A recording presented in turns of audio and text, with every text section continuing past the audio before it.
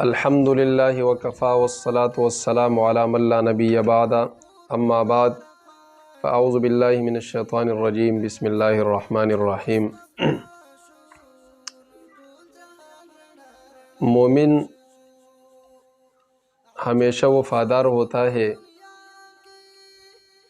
مومن غدار نہیں ہوتا، مومن دغادار نہیں ہوتا، مومن کبھی دھوکہ نہیں دیتا اور مومن وعدے کی خلاف ورزی نہیں کرتا۔ حضرت امیر معاویہ رضی اللہ تعالی عنہ جلیل القدر صحابی ہے، اور یہ وہ صحابی ہے جن کی بہن حضور صلی اللہ علیہ وسلم کی نکاح میں تھی۔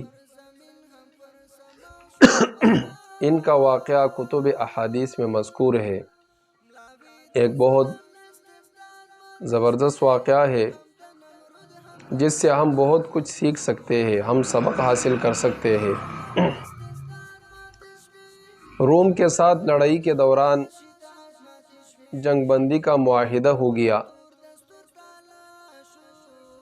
جنگ بند ہو گئی، ایک خاص تاریخ تک یہ طے ہو گیا کہ جنگ بندی ہوگی، روم کی طرف سے بھی کوئی لڑائی کا اقدام نہیں ہوگا، اور صحابہ کرام کی طرف سے حضرت امیر معاویہ رضی اللہ تعالی عنہ کی طرف سے، شام کی طرف سے، یہاں سے بھی کوئی لڑائی کا اقدام نہیں ہوگا، لڑائی بند ہو گئی۔ حضرت امیر معاویہ رضی اللہ تعالی عنہ بڑے دانشور، ہوشیار، بزرگ شخصیت تھے۔ انہوں نے یہ سوچا کہ جس تاریخ کو یہ معاہدہ ختم ہو رہا ہے تو ہم ایک تدبیر کرے کہ اپنی فوجوں کو لے کر دشمن کی بارڈر پر جا کر وہاں پر کھڑے رہے اور جنگ کی تیاری کرے، بارڈر تک پہنچ جائے۔ جیسے معاہدہ ختم ہو، سورج غروب ہو جائے، تاریخ چینج ہو جائے، اسلامی تاریخ،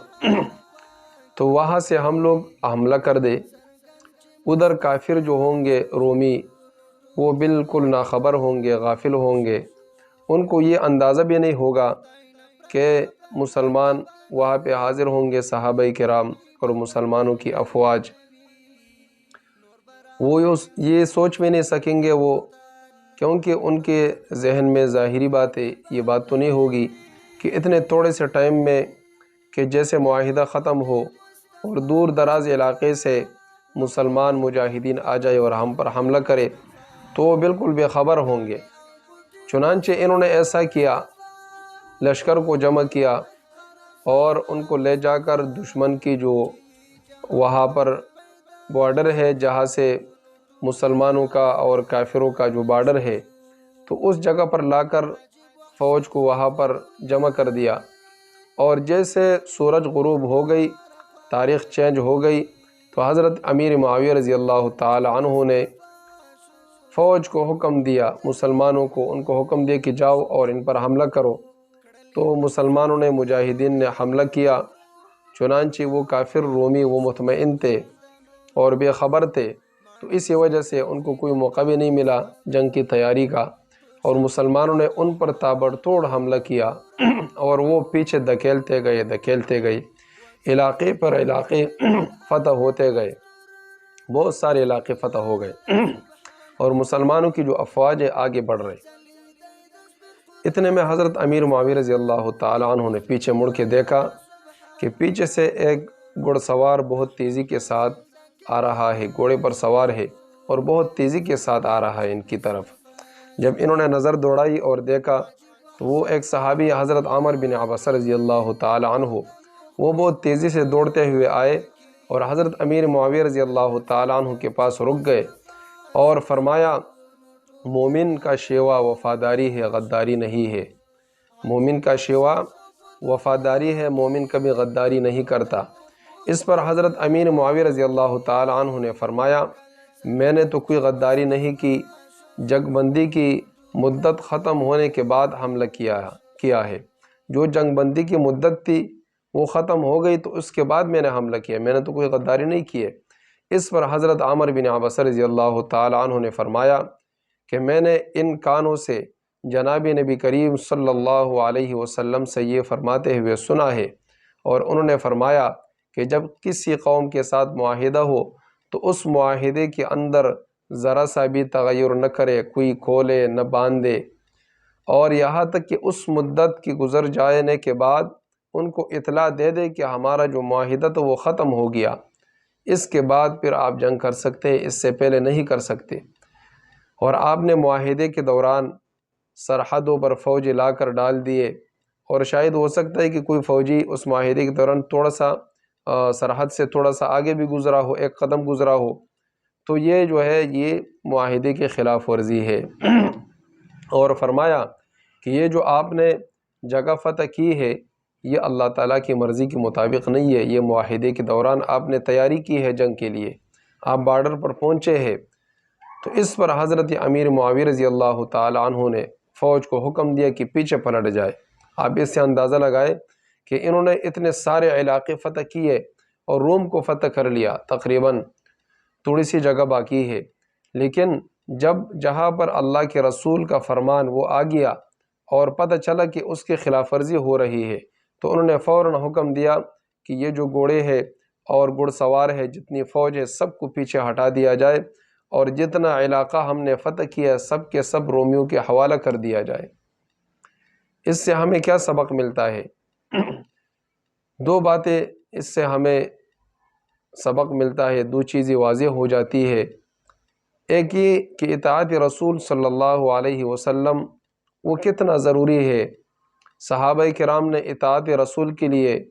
اپنی جانوں کو قربان کر دیا،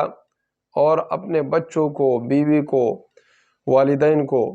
مال کو، سب کچھ کو قربان کر دیا۔ جیسے یہاں پر ایک علاقے کو فتح کیا لیکن اللہ کے رسول کا فرمان آ گیا سامنے، اور شیبہ یہ آ گیا کہ کہیں اس کے خلاف ورزی نہ ہو، تو انہوں نے کیا کر دیا، وہ جگہ ان کے حوالے کر دی۔ اور دوسری یہ بات ہمیں پتہ چلتی ہے کہ معاہدہ اور وعدے کی پابندی یہ کتنے ضروری ہے۔ صحابہ کرام رضی اللہ عنہم کیسے پابند تھے، اور وہ کس طرح وعدے کی پابندی کرتے تھے، کبھی خلاف ورزی نہیں کرتے تھے، کیونکہ وعدے کی خلاف ورزی کرنا یہ منافق کی نشانی ہے۔ قرآن کریم میں ہے ان المنافقین یخادعون اللہ وهو خادعهم۔ منافقین کیا کرتے ہیں؟ جو منافق ہے وہ اللہ کو بھی دھوکہ دینے کی کوشش کرتے ہیں، اور اسی طریقے سے جو منافق ہے وہ وعدے کی خلاف ورزی کرتے ہیں، وہ وعدہ خلاف ہوتے ہیں، کبھی وعدہ پورا نہیں کرتا۔ تو ہم سب کو چاہیے کہ ہم اپنی خواہشات کو، اور اسی طریقے سے جہاں پر اللہ کے رسول کا فرمان، اللہ کا حکم آ جائے، اور اس کے مقابلے میں کوئی دوسری بات ہو، چاہے وہ پہاڑ کی جتنی بڑی بات کیوں نہ ہو، اور اس میں ہماری بدنامی کیوں نہ ہو، ہم اللہ کے رسول کا حکم مانیں اور قرآن کا حکم مانیں، اور ہم اپنی خواہشات کو چھوڑ دیں، تکبر اور غرور کو، اپنی انا کو ہم چھوڑ دیں۔ اسی طریقے سے جب ہم کسی سے وعدہ کریں تو اس وعدے کو ہم پورا کریں، جب معاہدہ کریں تو اس کے ہم پاسداری کریں، پابندی کریں۔ یہ نہیں ہے کہ وعدہ کر لیا کسی سے، پھر کہا کہ چھوڑو یار، میں تو جان چھڑا رہا تھا ان سے، وہ مجھے چھوڑ نہیں رہا تھا، اسی وجہ سے میں نے ان سے جان چھڑائی، اور میں نے ان سے وعدہ جو کیا تھا عارضی وعدہ میں نے کیا تھا۔ یا کسی سے آپ معاہدہ کرے، تحریری کرے یا زبانی کرے، آپ نے معاہدہ کر لیا، پھر اس معاہدے کی پابندی یہ ضروری ہے۔ اگر پابندی نہیں کریں گے تو اللہ کے رسول کے فرمان کے مطابق ہم پھر مومن نہیں کہلائیں گے، ہم منافق کہلائیں گے۔ تو اللہ تبارک و تعالیٰ سے ہم دعا کریں گے کہ اللہ تبارک و تعالیٰ ہم سب کو قرآن اور احادیث کے مطابق اور صحابہ کرام رضوان اللہ تعالیٰ علیہم اجمعین کی نقش و قدم پر چلنے کی توفیق عطا فرمائے۔ وآخر دعوانا ان الحمد للہ رب العالمین۔